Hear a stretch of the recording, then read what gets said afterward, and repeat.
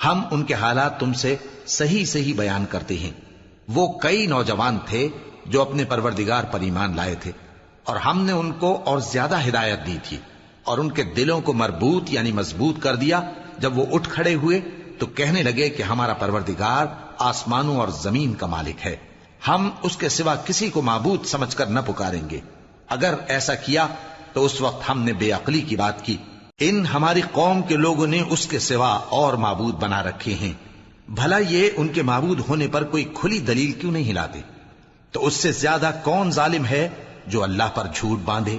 اور جب تم نے ان مشرکوں سے اور جن کی یہ اللہ کے سوا عبادت کرتے ہیں ان سے کنارہ کر لیا ہے تو غار میں چل رہو، تمہارا پروردگار تمہارے لیے اپنی رحمت وسیع کر دے گا اور تمہارے کاموں میں آسانی کے سامان مہیا کرے گا۔